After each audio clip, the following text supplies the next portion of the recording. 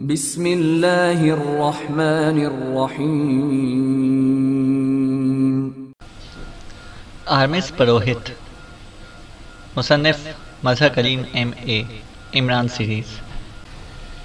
Crown group کا ریچارڈ دارالحکومت قاہرہ میں اپنی رہائش گاہ کے ایک کمرے میں موجود تھا۔ یہ کمرہ آفس کے انداز میں سجایا گیا تھا۔ گروپ کا ہیڈ کوارٹر مصر کے ایک چھوٹے سے شہر لاگور میں بنایا گیا تھا، جہاں باس روجر تھا، لیکن ریچارڈ مستقل طور پر دارالحکومت میں رہتا تھا۔ یہاں وہ کراؤن کلب کا مالک اور مینیجر بھی تھا، لیکن ریچارڈ نے اپنی رہائش گاہ کو باقاعدہ سب ہیڈ کوارٹر بنایا ہوا تھا۔ یہاں 2 مسلح چوکیداروں کے ساتھ ساتھ ایک فون سیکرٹری اور ایک ملازم کھانا بنانے اور دیگر کام کے لیے رکھا گیا تھا، لیکن ان سب لوگوں کا تعلق ایجنسی سے تھا اور وہ باقاعدہ تربیت یافتہ تھے۔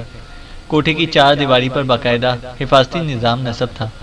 ریچارڈ کمرے میں بیٹھا ہوا تھا۔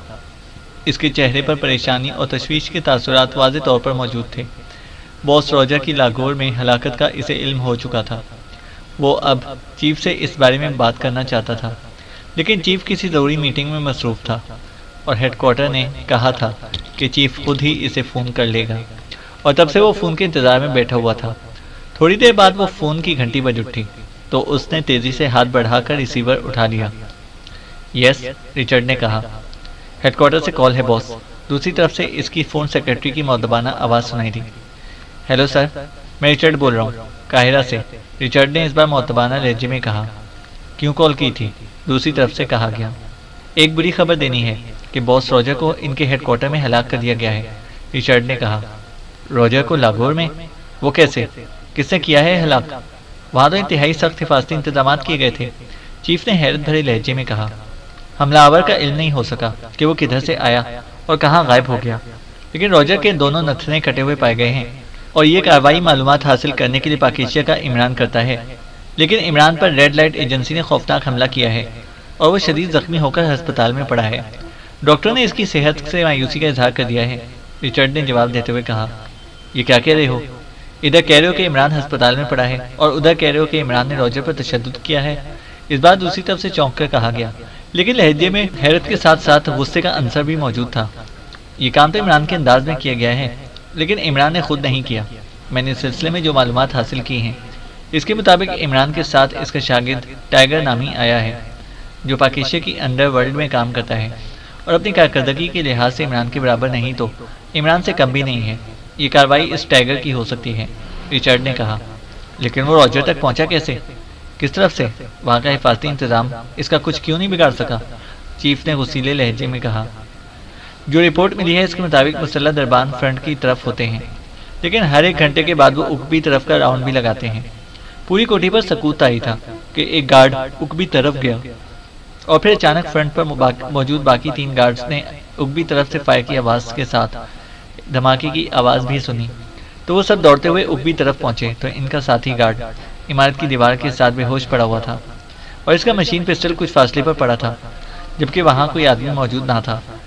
پھر جب باس روجر کو اطلاع دینے کے لیے ایک گارڈ عمارت کے اس خصوصی حصے میں گیا جہاں باس روجر علیحدہ رہتا تھا، تو وہاں باس روجر کی لاش کرسی پر پڑی دیکھی گئی۔ اس کے دونوں نتھنے کٹے ہوئے تھے اور گردن میں شہرنگ خنجر مار کر شہرک کاٹ دی گئی تھی۔ بے ہوش ہونے والے گارڈ نے ہوش میں آ کر بتایا کہ وہ اقبی طرف گیا، تو اس نے ویسے ہی سر اٹھا کر اوپر دیکھا تو یہ دیکھ کر حیران رہ گیا کہ ایک آدمی ایک پائپ پر چڑھا ہوا اوپر موجود تھا۔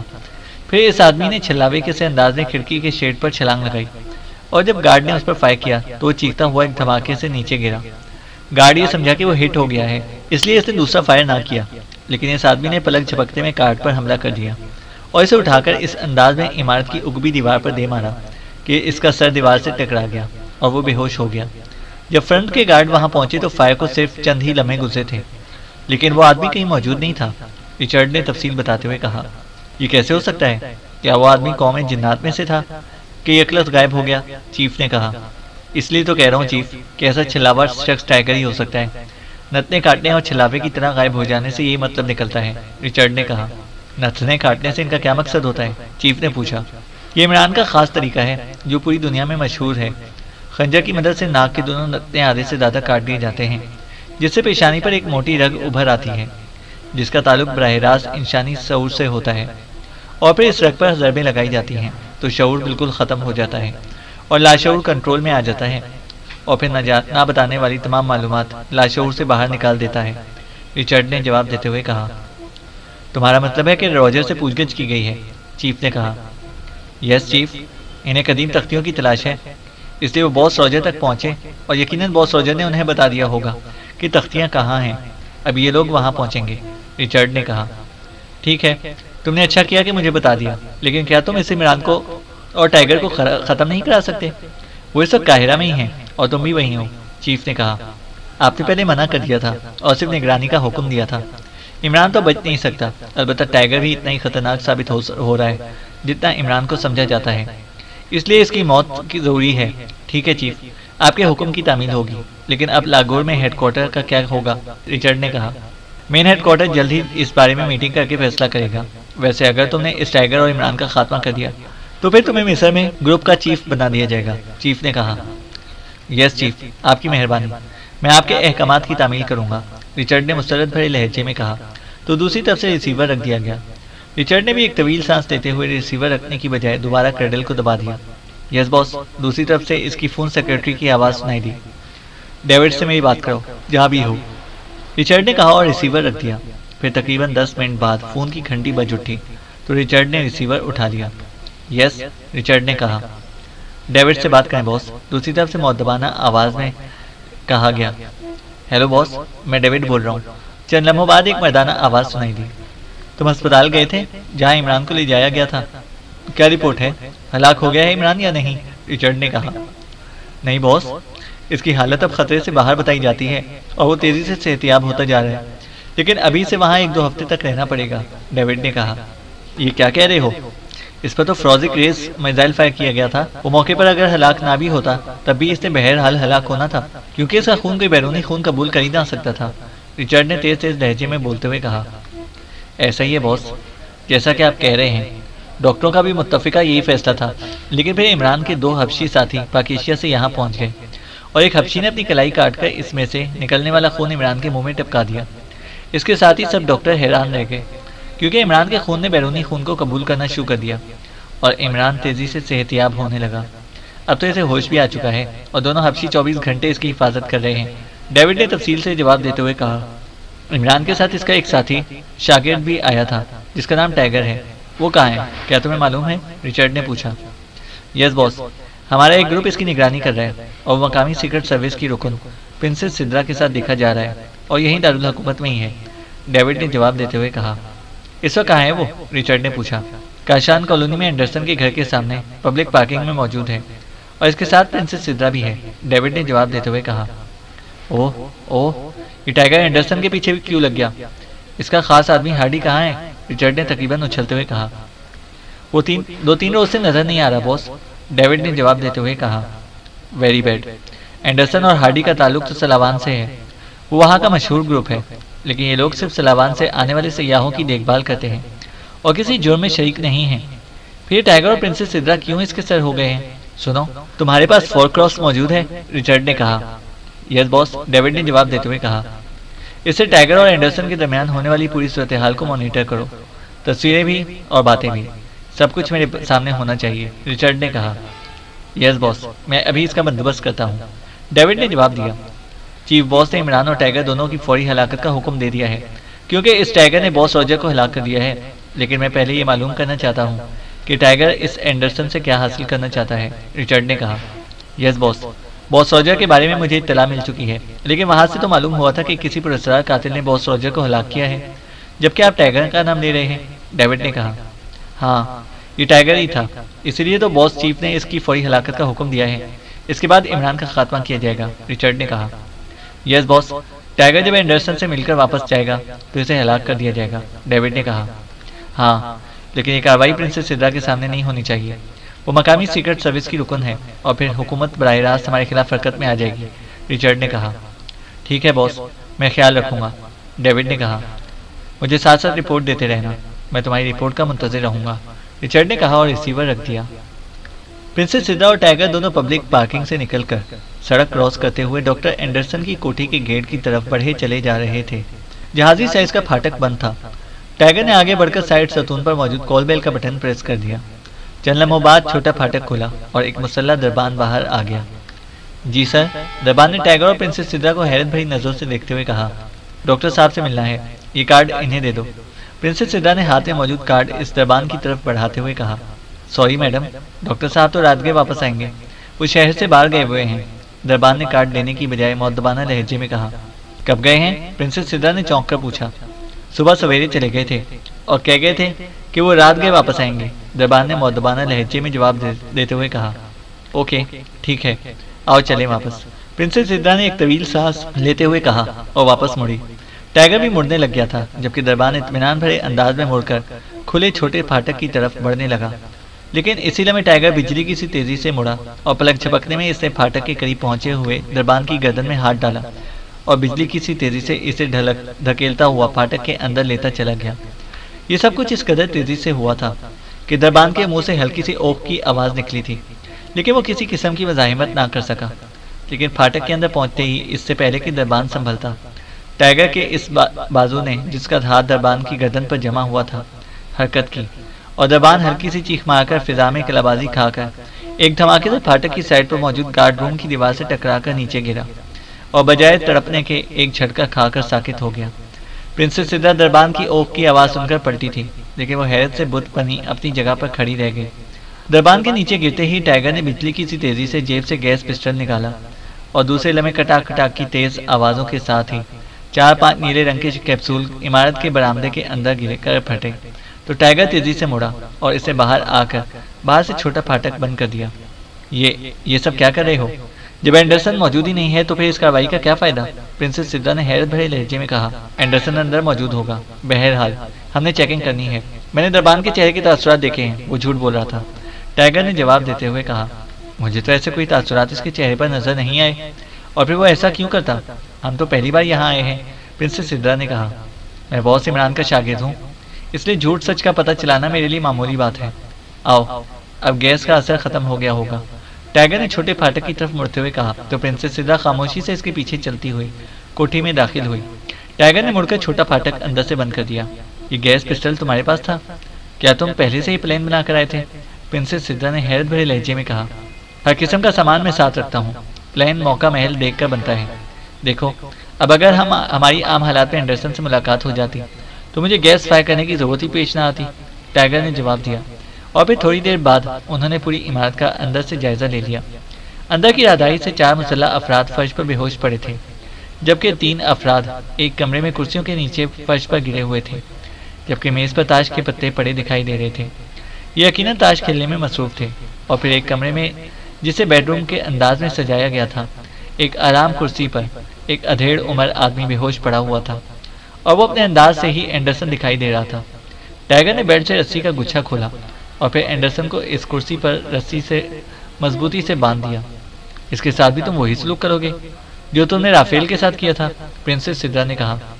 ہاں، یہ تربیت یافتہ لوگ ہیں اور ہمارے پاس وقت نہیں ہے، کسی بھی وقت یہاں کوئی بھی آ سکتا ہے، ٹائیگر نے جیب سے خنجر نکالتے ہوئے کہا۔ تم اس سے پوچھ گچھ کر لو، میں باہر کا چکر لگا کر آتی ہوں، پرنسس سدرا نے کہا اور بیرونی دروازے کی طرف بڑھ گئی۔ ٹائیگر نے اینڈرسن کا منہ اور ناک دونوں ہاتھوں سے بند کر کے اسے ہوش دلایا تو اینڈرسن کا چہرہ حیرت کی شدت سے بگڑ سا گیا۔ تم کون ہو؟ یہ تم نے مجھے کیوں باندھا ہے؟ کون ہو تم؟ اینڈرسن نے ہوش میں آتے ہی انتہائی حیرت بھرے لہجے میں کہا۔ تمہارا نام اینڈرسن ہے اور تمہارا ہارڈی سے کیا تعلق ہے؟ ٹائیگر نے کہا تو اینڈرسن نمایاں طور پر چونک پڑا۔ اس کے چہرے پر انتہائی تشویش کے تاثرات ابھر آئے تھے۔ کون ہارڈی؟ میں تو کسی ہارڈی کو نہیں جانتا۔ تم یہاں اندر کیسے آ گئے؟ میرے ملازم کہاں ہیں؟ انہوں نے تمہیں روکا کیوں نہیں؟ اینڈرسن نے کہا۔ تمہارے آدمی بے ہوش پڑے ہوئے ہیں، اور سنو، مجھے تم تربیت یافتہ لگ رہے ہو۔ میں تمہیں بتا دوں کہ ہارڈی جیگر کو ساتھ لے کر یہاں تمہاری کوٹھی میں آیا تھا۔ اس کے بعد جیگر کی لاش ملی ہے اور ہارڈی بھی تب سے غائب ہے۔ اب تم بتاؤ گے کہ وہ مشین جو چھپے ہوئے خزانوں کو ٹریس کر سکتی ہے وہ کہاں ہے؟ ٹائیگر نے کہا تو اینڈرسن کے چہرے پر ایک بار پھر شدید حیرت کے تاثرات ابھر آئے۔ کس مشین کی بات کر رہے ہو اور تم ہو کون؟ اینڈرسن نے حیرت بھرے لہجے میں کہا۔ میرا نام ٹائیگر ہے اور میں پاکیشیا میں علی عمران کا شاگرد ہوں۔ ہارڈی جیگر کو ساتھ لے کر یہاں آیا اور پھر جیگر کی لاش ویرانے میں پھینک دی گئی۔ جیگر کے پاس وہ مشین تھی جس سے زمین میں چھپے ہوئے خزانے دریافت کیے جا سکتے تھے۔ بولو، کہاں ہے وہ مشین؟ ٹائیگر نے کہا۔ تم غلط بیانی کر رہے ہو، میرا کسی سے ایسے مسئلے سے کوئی تعلق نہیں ہے۔ اینڈرسن نے منہ بناتے ہوئے کہا۔ میں نے سوچا تھا کہ تمہیں زندہ چھوڑ دوں گا، لیکن تم نے اپنی موت کو خود آواز دے دی ہے۔ ابھی موقع دیتا ہوں، سب کچھ بتا دو، ٹائیگر نے جیب سے خنجر نکالتے ہوئے کہا۔ میں جو کچھ کہہ رہا ہوں سچ ہے، تم مجھے ہلاک کر دو گے؟ کر دو، اینڈرسن نے منہ بناتے ہوئے کہا۔ لیکن ابھی اس کا فکرہ مکمل نہ ہوا تھا کہ ٹائیگر کا خنجر والا بازو تیزی سے گھوما اور کمرہ اینڈرسن کے حلق سے نکلنے والی چیخ سے گونج اٹھا، اور ابھی چیخ کی بازگشت ختم بھی نہ ہوئی تھی کہ ٹائیگر کا خنجر والا ہاتھ ایک بار پھر گھوما اور کمرہ ایک بار پھر اینڈرسن کے حلق سے نکلنے والی چیخ سے گونج اٹھا۔ ٹائیگر نے دوسرا ہاتھ اینڈرسن کے سر پر رکھا اور خنجر والا ہاتھ موڑ کر خنجر کا دستہ اس نے اینڈرسن کی پیشانی پر ابھر آنے والی رگ پر مار دیا، تو اینڈرسن کا جسم اس طرح کانپنے لگ گیا جیسے لاکھوں وولٹیج الیکٹرک کرنٹ اس کے جسم سے گزر رہا ہو۔ اس کا چہرہ انتہائی تیزی سے مسخ ہوتا چلا جاتا تھا۔ کہاں ہے مشین؟ بولو، جلدی بولو، ٹائیگر نے تحکمانہ لہجے میں کہا۔ مشین ہانگری کے سفارت خانے میں ہے، اینڈرسن نے جواب دیا تو ٹائیگر بے اختیار چونک پڑا۔ تمہارا تعلق ہانگری سے ہے؟ ٹائیگر نے حیران ہو کر کہا۔ ہاں، ہمارا تعلق ہانگری سے ہے اور ہانگری کے مفادات کا خیال رکھنے کے لیے ہم یہاں موجود ہیں، اینڈرسن نے جواب دیتے ہوئے کہا۔ تفصیل سے مشین کے بارے میں بتاؤ، ٹائیگر نے کہا۔ پروفیسر اسمتھ اور اس کے ساتھیوں کا تعلق سلاوان سے تھا۔ سلاوان کے سفارت خانے کے ایک آدمی نیلسن نے پروفیسر اسمتھ سے ملاقات کی اور مشین کے بارے میں معلومات حاصل کی۔ پروفیسر اسمتھ پر دباؤ پڑا تو اس نے تمام معلومات نیلسن کو دے دی۔ نیلسن واپس چلا گیا تو پروفیسر اسمتھ کے ساتھی پروفیسر سے ناراض ہو گئے کہ اسے سفارت خانے کو کیوں اطلاع دی ہے، کیونکہ اس طرح وہاں سے ملنے والا سونا اور جواہرات حکومت سلاوان کے قبضے میں چلے جائیں گے اور ان لوگوں کو کچھ نہیں ملے گا۔ اور پھر جیگر نے جارحانہ قدم اٹھایا اور پروفیسر اور اس کے ساتھیوں کو ہلاک کر کے مشین لے اڑا۔ وہ ہارڈی کا گہرا دوست تھا، اس نے یہاں سے نکلنے اور اپنے تحفظ کے لیے ہارڈی سے درخواست کی۔ ہارڈی نے ہمیں بتایا تو ہم نے اسے بھاری رقم دے کر مشین حاصل کرنے کے لیے کہا اور ہارڈی کے دباؤ پر جیگر مان گیا۔ ہم نے ہارڈی کے ذریعے اسے بھاری رقم کا گارنٹیڈ چیک دے دیا، لیکن جب وہ مشین سمیت ہیڈ کوارٹر پہنچا تو سپر چیف نے اسے ہلاک کرنے کا حکم دے دیا، لیکن وہ چونکہ ہارڈی کا بہت گہرا دوست تھا اس لیے ہارڈی نے اسے ہلاک کرنے سے انکار کر دیا، جس پر ہارڈی کو بھی ہلاک کر دیا گیا اور جیگر کو بھی۔ پھر جیگر کی لاش ویرانے میں پھینکوا دی گئی تاکہ سلاوان کے ایجنٹ اسے تلاش کرتے ہوئے ہم تک نہ پہنچ جائیں، جبکہ ہارڈی کی لاش برقی بھٹی میں ڈال کر راکھ کر دی گئی تاکہ مشین محفوظ ہو سکے اور اسے مزید محفوظ کرنے کے لیے سفارت خانے پہنچا دیا گیا۔ وہاں وہ سفیر صاحب کی حفاظت میں ہے اور کسی کو اس کا خیال نہ آئے گا۔ جب معاملات ٹھنڈے پڑ جائیں گے تو ہم پھر اس مشین کی مدد سے مصر کے اہراموں اور مقبروں میں دفن سونا اور جواہرات نکال کر ہانگری بھجوا دیں گے۔ اینڈرسن جب بولنے پر آیا تو وہ مسلسل بولتا چلا گیا، اور جب ٹائیگر نے محسوس کر لیا کہ اینڈرسن اب مزید کچھ نہیں بتا سکتا تو ٹائیگر نے ہاتھ میں موجود خنجر اس کی شہرگ میں اتار دیا۔ تھوڑی دیر تک تڑپنے کے بعد اینڈرسن ساکت ہو گیا۔ میں نے تو کوشش کی تھی کہ تم سب کچھ بتا کر اپنے آپ کو بچا لو، لیکن تم نے خود ہی اپنے لیے موت پسند کر لی، ٹائیگر نے خنجر واپس کھینچتے ہوئے بڑبڑا کر کہا، اور اپنے خنجر کو اینڈرسن کے لباس سے صاف کر کے اس نے اسے واپس کوٹ کی مخصوص جیب میں ڈالا اور اس کے بعد اسے رسی کھولی، اس کا بنڈل بنایا اور اسے بیلٹ کے ساتھ منسلک کر کے وہ مڑا اور تیز تیز قدم اٹھاتا ہوا بیرونی دروازے کی طرف بڑھتا چلا گیا۔ عمران اب اٹھ کر بیٹھنے لگ گیا تھا، لیکن ڈاکٹروں نے اسے ابھی مزید ایک ہفتہ ہسپتال میں رہنے کا کہہ دیا تھا، اور چونکہ عمران کو اپنی حالت کا بخوبی علم تھا اس لیے اس نے ضد بھی نہ کی تھی۔ اس وقت عمران بیڈ سے اتر کر آرام کرسی پر نیم دراز تھا، جبکہ جوانا اور جوزف دونوں اس کمرے سے باہر چوکنا انداز میں کھڑے تھے۔ عمران نے انہیں آرام کرنے کے لیے کہا تھا، لیکن ان دونوں نے ہی عمران کی بات تسلیم کرنے سے انکار کر دیا تھا۔ سسٹر، باہر موجود میرے ساتھی حبشیوں کو اندر بھجوا دینا، عمران نے نرس کو دروازے کی طرف جاتے دیکھ کر کہا۔ یس سر، نرس نے جواب دیا اور پھر دروازے کی طرف بڑھ گئی۔ چند لمحوں بعد جوزف اور جوانا دونوں کمرے میں آ گئے۔ جوانا نے مڑ کر دروازہ نہ صرف بند کر دیا بلکہ اسے لاک بھی کر دیا تاکہ اچانک کوئی اندر نہ آ جائے۔ یس باس، جوزف نے عمران کے قریب پہنچ کر نہایت مؤدبانہ انداز میں کہا۔ تم دونوں بیٹھو، عمران نے جوزف اور جوانا سے کہا تو جوانا سامنے رکھی ہوئی کرسی پر بیٹھ گیا، لیکن جوزف ویسے ہی کھڑا رہا۔ تم بھی بیٹھو جوزف، عمران نے جوزف سے کہا۔ سوری باس، غلام آقا کے ساتھ سامنے نہیں بیٹھ سکتا، آپ حکم دیں، جوزف نے صاف اور دو ٹوک لہجے میں کہا۔ میں تمہیں حکم دے رہا ہوں کہ بیٹھ جاؤ، عمران نے سخت لہجے میں کہا تو جوزف اس طرح کرسی پر بیٹھ گیا جیسے جلتے ہوئے انگاروں پر اسے بیٹھنا پڑ رہا ہو۔ اب میں ٹھیک ہوں اور ایک ہفتے بعد یہاں سے فارغ ہو جاؤں گا۔ یہاں حکومت کی طرف سے میری درست انداز میں حفاظت کی جا رہی ہے، اس لیے اب تم دونوں واپس پاکیزیہ جا سکتے ہو۔ عمران نے کہا، ماسٹر کیا آپ کا مشن مکمل ہو چکا ہے؟ جوانا نے کہا۔ تو عمران چونک پڑا۔ نہیں، ابھی تو کام شروع ہی نہیں ہوا۔ تم کہہ رہے ہو کہ ختم ہو گیا ہے؟ عمران نے کہا۔ تو پھر ہم دونوں بھی آپ کے ساتھ اس مشن میں شامل رہیں گے۔ ہم مشن کے اختتام پر ہی واپس پاکیزیہ جائیں گے، جوانا نے کہا۔ تم کیا کہتے ہو جوزف؟ عمران نے جوزف کی طرف دیکھتے ہوئے کہا، باس ٹائیگر آپ کا شاگرد ہے اور میں ٹائیگر پر پاؤتی کے گہرے سیاہ بادل چھاتے ہوئے دیکھ رہا ہوں۔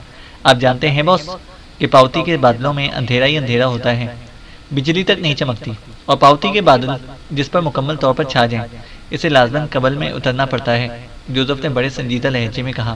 تو عمران کے چہرے پر یکرخت تشویش کے تاثرات ابھر آئے۔ ٹائیگر کہاں ہے؟ کیا کر رہا ہے؟ عمران نے اس انداز میں کہا جیسے جوزف کے یاد دلانے پر اسے ٹائیگر کے بارے میں یاد آ گیا ہو۔ ٹائیگر آیا تھا، پھر وہ مقامی سیکرٹ سروس کی رکن پرنسس سدرا کے ساتھ واپس چلا گیا۔ اس کے بعد ابھی تک اس کی واپسی نہیں ہوئی، جوانا نے جواب دیتے ہوئے کہا۔ تم کیا کہہ رہے ہو جوزف؟ کیا ٹائیگر کسی مشکل میں پھنس رہا ہے؟ عمران نے جوزف سے مخاطب ہو کر کہا۔ اس پر موت کے سیاہ بادل، جنہیں افریقہ میں پاؤتی کے بادل کہا جاتا ہے، چھا رہے ہیں باس، جوزف نے جواب دیتے ہوئے کہا۔ اگر اس کی موت کا وقت آ گیا ہے تو پھر تم کیا دنیا کی کوئی طاقت اسے بچا نہیں سکتی؟ عمران نے ہونٹ بھیجتے ہوئے کہا۔ باس وہ موت نہیں ہوتی جو فادر جوشوا کی طرف سے آتی ہے، بلکہ وہ موت ہے جو زبردستی کسی پر لادی جاتی ہے، جسے ختم کیا جا سکتا ہے، اسے نئی زندگی کہا جاتا ہے، جوزف نے الجھے ہوئے لہجے میں کہا۔ شاید وہ اپنا موقف واضح طور پر عمران کو سمجھا نہ پا رہا تھا، لیکن وہ یقیناً فیلڈ میں ہوگا، جبکہ تم یہاں موجود ہو، پھر تم اس کی کیا مدد کرو گے؟ عمران نے کہا۔ باس ابھی پاؤتی کے بادل آسمان پر اکٹھے ہو رہے ہیں، جب وہ اکٹھے ہو کر ٹائیگر پر ٹوٹ پڑیں گے تو پھر آپ کا غلام پاؤتی کے بادلوں میں بجلی کی تیز لہریں داخل کر دے گا اور پاؤتی کے بادل غائب ہو جائیں گے، جوزف نے جواب دیا۔ لیکن تم کیا کرو گے؟ تفصیل تو بتاؤ، عمران نے پوری طرح دلچسپی لیتے ہوئے کہا۔ باس پاؤتی کے بادلوں میں بجلی ڈالنے کے لیے افریقہ کا بڑا وچ ڈاکٹر سمانا انسانی بالوں کی لٹ لے کر اس میں مخصوص انداز کی گانٹھ لگاتا ہے اور پھر اس گانٹھ لگی ہوئی لٹ کو آگ میں ڈال دیتا ہے۔ اس گانٹھ کے آگ میں جلنے سے جو شعلہ نکلتا ہے وہ پاؤتی کے بادلوں میں بجلی کی لہریں ڈال دیتا ہے اور پاؤتی کے بادل غائب ہو جاتے ہیں۔ ان بجلی کی لہروں کی وجہ سے پاؤتی کے سیاہ اور گہرے بادل کسی انسان یا پورے قبیلے پر سے غائب ہو جاتے ہیں۔ اس طرح آقا کے مطابق انہیں نئی زندگی مل جاتی ہے، جوزف نے تفصیل بتاتے ہوئے کہا۔ کس کے بال؟ ٹائیگر کے یا تمہارے اپنے؟ عمران نے مسکراتے ہوئے کہا۔ اس کے چہرے پر موجود تاثرات بتا رہے تھے کہ وہ اس ساری بات چیت کو مذاق سمجھ رہا ہے۔ ٹائیگر یا آپ کے باس، کیونکہ ٹائیگر آپ کا شاگرد ہے، جوزف نے جواب دیا تو عمران بے اختیار ہنس پڑا۔ یہ خوب رہی، پاؤتی کا شکار ہو جائے شاگرد اور بال کاٹے جائیں استاد کے، عمران نے ہنستے ہوئے کہا۔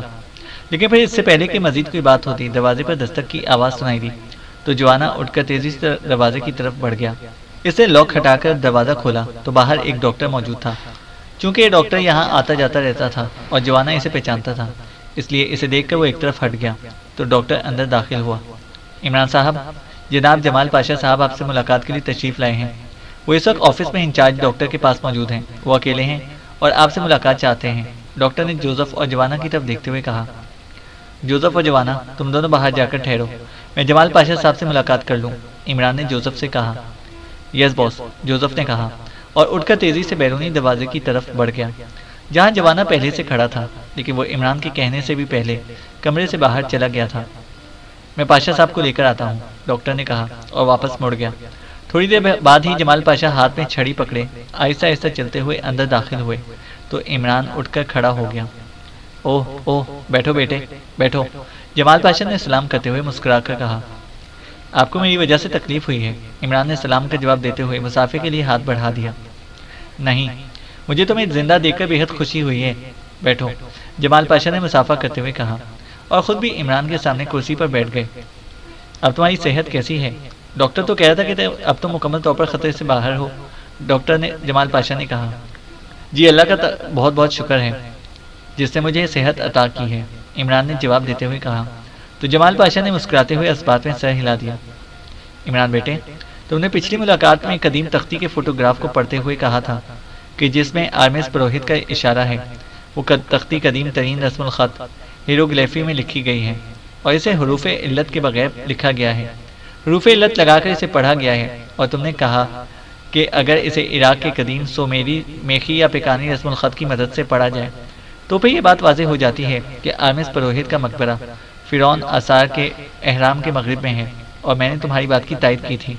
جمال پاشا نے دھیمے لہجے میں بات کرتے ہوئے کہا۔ آپ درست کہہ رہے ہیں، مجھے یاد ہے، عمران نے جواب دیتے ہوئے کہا۔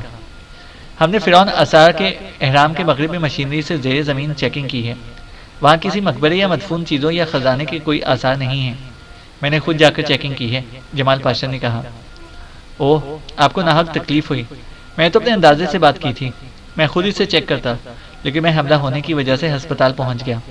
اس کا مطلب ہے کہ میں نے غلط سمجھا ہے، اور اب اصل تختیاں واپس لانا ہی پڑیں گی، کیونکہ مجھے یقین ہے کہ جو کچھ تختی کے فوٹوگراف میں نظر آ رہا ہے اس لحاظ سے میری ریڈنگ درست ہے، لیکن ہو سکتا ہے کہ اصل تختی اور فوٹوگراف میں کوئی لائن یا لفظ کچھ ٹیڑھا ہو گیا ہو، یا اس پر کوئی لکیر پڑ گئی ہو جس کی وجہ سے ریڈنگ غلط ہو گئی ہے۔ آپ فکر مت کریں، اب یہ کام میرے ذمہ رہا کہ میں نے اس آرمس پروہت کے مقبرے کا کھوج نکالنا ہے۔ صرف ایک ہفتہ اور مجھے یہاں لگے گا، اس کے بعد میں حرکت میں آ جاؤں گا۔ عمران نے کہا تو جمال پاشا نے اس بات میں سر ہلا دیا اور پھر اٹھ کر کھڑے ہو گئے، تو عمران بھی اٹھ کر کھڑا ہو گیا۔ اچھا، اللہ تعالیٰ تمہیں صحت کاملہ عطا فرمائے، اب اجازت، میں بس یہی بات تمہیں بتانے آیا تھا، جمال پاشا نے اٹھتے ہوئے کہا۔ آپ کو واقعی تکلیف ہوئی، میں شرمندہ ہوں، عمران نے کہا۔ ایسی کوئی بات نہیں، مجھے تمہاری ذہانت پر یقین ہے کہ تم بہرحال اس شیطانی پروہت کا مقبرہ ڈھونڈ نکالو گے اور مصری تاریخ میں ایک زبردست اضافہ ہو جائے گا، جمال پاشا نے مسکراتے ہوئے کہا۔ آپ نے پہلے بھی اسے شیطان کہا تھا، کیا واقعی شیطان تھا؟ عمران نے چونک کر کہا۔ اسے سید چراغ شاہ صاحب کی بات یاد آ گئی تھی، جنہوں نے اسے شیطان کہا تھا اور حکم دیا تھا کہ اس کا مقبرہ تلاش کر کے اس میں موجود چیزیں جن سے شیطانیت کو فروغ ملتا ہے ضائع کر دی جائیں۔ ہاں، تاریخ یہی بتاتی ہے۔ بہرحال تفصیل کی ضرورت نہیں ہے، یہ پروہت واقعی مجسم شیطان تھا۔ اوکے، اللہ حافظ، جمال پاشا نے کہا اور پھر چھڑی پکڑے وہ آہستہ آہستہ چلتے ہوئے بیرونی دروازے کی طرف بڑھتے چلے گئے۔ ان کے کمرے سے باہر جانے کے بعد عمران ایک طویل سانس لیتا ہوا دوبارہ کرسی پر بیٹھ گیا۔ اسے واقعی شرمندگی سی محسوس ہو رہی تھی کہ اس کی حتمی ریڈنگ غلط ثابت ہوئی ہے، لیکن تختی اپنے الفاظ سمیت اس کی نگاہوں کے سامنے تھی، اور اسے اب تک یہی محسوس ہو رہا تھا کہ اس کی ریڈنگ غلط نہیں ہو سکتی۔ لیکن ظاہر ہے جمال پاشا جیسے عالم بھی غلط بیانی نہیں کر سکتے، اور پھر بقول ان کے انہوں نے خود چیکنگ کی ہے، اس لیے اسے اپنی ریڈنگ کو غلط ماننا پڑ رہا تھا۔ وہ بیٹا یہ سوچ رہا تھا کہ دروازہ کھلا اور عمران بے اختیار چونک پڑا، کیونکہ کمرے میں داخل ہونے والا ٹائیگر تھا، اور عمران نے اسے صحیح سلامت دیکھ کر بے اختیار اطمینان بھرا سانس لیا۔ ٹائیگر نے سلام کیا اور عمران نے اسلام کا جواب دیتے ہوئے اسے بیٹھنے کے لیے کہا۔ اسی لمحے جوزف اندر داخل ہوا، اس کے ہاتھ میں ایک چھوٹی سی کینچی تھی۔ باس، ٹائیگر کی لٹ چاہیے تاکہ پاؤتی کے بادلوں میں بجلی کی لہریں ڈالی جا سکیں، جوزف نے قریب آ کر کہا تو ٹائیگر بے اختیار چونک پڑا۔ کیا کہہ رہے ہو؟ ٹائیگر نے حیرت بھرے لہجے میں کہا، تو عمران نے اسے جوزف کی بات تفصیل سے بتا دی۔ لیکن میں تو صحیح سلامت تمہارے سامنے بیٹھا ہوں، اور بظاہر تو ایسا کوئی ماحول نہیں ہے، لیکن میں نے دشمنوں کے خلاف بھرپور کام کیا ہے، ٹائیگر نے جوزف سے مخاطب ہو کر کہا۔ باس، پھر غلام کو آقا کے بالوں کی لٹ کاٹنا پڑے گی، اس لیے آپ اجازت دیں، جو کچھ میں دیکھ رہا ہوں وہ ٹائیگر نہیں دیکھ سکتا۔ بڑے وچ ڈاکٹر سمانا نے مجھے اپنا جانشین قرار دیتے ہوئے اس پرندے کا پر مجھے دیا تھا، جس کا رنگ گہرا سیاہ تھا، لیکن اس میں سفید رنگ کی لکیریں بھی موجود تھیں، جوزف نے جواب دیتے ہوئے کہا۔ یہ باز نہیں آئے گا، اس لیے اسے بالوں کی لٹ کاٹنے دو، یہ سستا سودا ہے، عمران نے مسکراتے ہوئے کہا۔ ٹھیک ہے، اب میں کیا کہہ سکتا ہوں، ٹائیگر نے جواب دیا۔ تم نے پاوتی کو شکست دے دی ہے، لٹ دے کر، جوزف نے مسکراتے ہوئے کہا، اور ہاتھ میں پکڑی ہوئی کینچی سے اس نے ٹائیگر کی گردن کی سائڈ پر پڑے ہوئے بالوں میں سے ایک کافی لمبی لٹ کاٹ لی۔ اب اس کا کیا کرو گے؟ ٹائیگر نے ہاتھ سے بال سیٹ کرتے ہوئے کہا۔ اب دیکھو، اس میں سمانا گانٹ لگا رہا ہوں، اور جب پاوتی کے بادل گہرے ہو جائیں گے اور وہ تمہیں قبر کے اندھیرے میں اتارنے پر تل جائیں گے تو میں اسے آگ لگا دوں گا، اور پاوتی کے بادل شکست کھا کر غائب ہو جائیں گے، اور تمہیں بقول باس نئی زندگی مل جائے گی، جوزف نے بڑے اعتماد بھرے لہجے میں کہا، اور واپس مڑ گیا۔ ہمارے اندر 6 حصے ہیں تو جوزف کے اندر 7 بلکہ 8-10 حصے ہیں، اس لیے اس کی بات کو چھوڑو، اپنی بات کرو، کیا کرتے پھر رہے ہو تم؟ عمران نے کہا، تو ٹائیگر نے اسے شہر لاہور جانے اور وہاں ہونے والی تمام کارروائیوں کے بعد واپس یہاں اسپتال آنے، اور پھر یہاں سے پرنسس سدرا کو ساتھ لے جانے سے لے کر اینڈرسن سے معلومات حاصل کرنے تک کی تمام تفصیل بتا دی۔ ویری گڈ، تو تم نے معلوم کر لیا ہے کہ تختیاں نیدرلینڈ کے ڈاکٹر کارلینڈ کے پاس ہیں؟ ابھی تمہارے آنے سے پہلے جمال پاشا یہاں آئے تھے، ان کا کہنا تھا کہ تختی کے فوٹوگراف کے مطابق جو انکشاف میں نے کیا تھا کہ آرمس پروہت کا مقبرہ فرعون آثار کے مغرب میں ہے، وہاں مشینوں سے چیکنگ کی گئی ہے، وہ درست ثابت نہیں ہوئی۔ اب دو صورتیں ہو سکتی ہیں، ایک تو یہ کہ اصل تختی اور اس فوٹوگراف میں معمولی سا کوئی فرق ہو جس کی وجہ سے نتیجہ بدل گیا، یا دوسری بات یہ بھی ہو سکتی ہے کہ جو مشینری اس کی تلاش کے لیے استعمال کی گئی ہے وہ اپنا کام بخوبی نہیں کر سکی، اس لیے تمہاری کارروائی دونوں طرف سے ہمارے فائدے میں رہے گی۔ اصل تختی ملنے سے دوبارہ اسے پڑھا جا سکتا ہے اور رزلٹ پہلے والا ہی رہنے کے بعد پروفیسر اسمتھ کی جدید ترین ایجاد کردہ مشین کے ذریعے اسے چیک کیا جا سکتا ہے۔ عمران نے تفصیل سے بات کرتے ہوئے کہا، باس، اس آرمس پروہت کے مقبرے میں ایسی کیا خاص بات ہے کہ سب اسے ٹریس کرنے میں مصروف ہیں؟ ٹائیگر نے حیرت کا اظہار کرتے ہوئے کہا، حکومت تو اسے قدیم تاریخ کے تسلسل کے لیے ٹریس کر رہی ہے، جبکہ دیگر لوگ اس مقبرے کے اندر دفن شدہ قیمتی تاریخی آثار، سونا اور جواہرات لوٹنے کے لیے ٹریس کرنے کے خواہش مند ہیں، جبکہ میں اسے اس لیے ٹریس کرنا چاہتا ہوں کہ آرمس پروہت نہ صرف اپنے دور میں شیطان کا پجاری تھا بلکہ اس نے شیطانیت کے فروخت کے لیے بہت کام کیا تھا، اور اس کے مقبرے میں ایسی چیزیں اب بھی موجود ہیں جن سے شیطانیت کو فروغ ملتی ہے۔ میں ان چیزوں کا خاتمہ کرنا چاہتا تھا، عمران نے کہا۔ ایسی کیا چیزیں ہو سکتی ہیں باس؟ ٹائیگر نے حیران ہو کر کہا، مجھے نہیں معلوم، لیکن یہاں آنے سے پہلے میں سید چراغ شاہ صاحب سے ملا تھا، انہوں نے حکم دیا تھا کہ اس مقبرے کو ٹریس کر کے وہاں موجود چیزوں کو ہمیشہ کے لیے ختم کر دیا جائے۔ اب مقبرہ ملنے پر ہی پتہ چل سکے گا کہ وہاں ایسی کون سی چیزیں ہیں اور انہیں کس طرح ہمیشہ کے لیے ختم کیا جا سکتا ہے، عمران نے کہا۔ تو کیا آپ شاہ صاحب کو یہاں بلوائیں گے؟ ٹائیگر نے کہا، اس کی ضرورت پیش نہیں آئے گی، یہاں ہمارے ساتھ جوزف جو موجود ہے اس کی خصوصی حصے فوراً سب کچھ بتا دیں گی۔ عمران نے مسکراتے ہوئے کہا تو ٹائیگر بھی بے اختیار مسکرا دیا۔ باس، اب میرے لیے کیا حکم ہے؟ ٹائیگر نے چند لمحے خاموش رہنے کے بعد کہا۔ اس مشین کے سلسلے میں کیا ہو رہا ہے؟ عمران نے کہا۔ چونکہ سفارت خانے کا معاملہ تھا اس لیے پرنسس سدرا نے کہا ہے کہ وہ سیکرٹ سروس کی چیف کے نوٹس میں یہ بات لائے گی اور پھر سفارتی سطح پر یہ مشین واپس حاصل کر لے گی، لیکن میں نے اسے فی الحال ایسا کرنے سے روک دیا ہے کیونکہ میں آپ کے نوٹس میں لانا چاہتا تھا۔ اب آپ جیسے حکم دیں، ٹائیگر نے کہا۔ تو تم اسے خود وہاں سے حاصل کرنا چاہتے ہو؟ عمران نے کہا۔ یس باس، مجھے یقین ہے کہ جیسے ہی انہیں اینڈرسن کی موت کی خبر ملے گی تو وہ اس مشین کو سفارتی بیگ کے ذریعے یہاں سے باہر نکال دیں گے، یا پھر دوسری صورت میں ایسی کسی مشین کی موجودگی سے انکار کر دیں گے۔ اس طرح یہ مشین ہمیشہ کے لیے غائب ہو جائے گی، ٹائیگر نے جواب دیتے ہوئے کہا۔ لیکن تم یہاں غیر ملکی ہو، اس لیے تم اس سلسلے میں کیا کر سکتے ہو؟ سیکرٹ سروس اس سلسلے میں کچھ کر سکتی ہے، تم نہیں، اور ہمیں حکومتی معاملات میں مداخلت ہی نہیں کرنی چاہیے۔ البتہ تم نیدرلینڈ جا کر وہاں سے یہ تختیاں واپس لا سکتے ہو، عمران نے کہا۔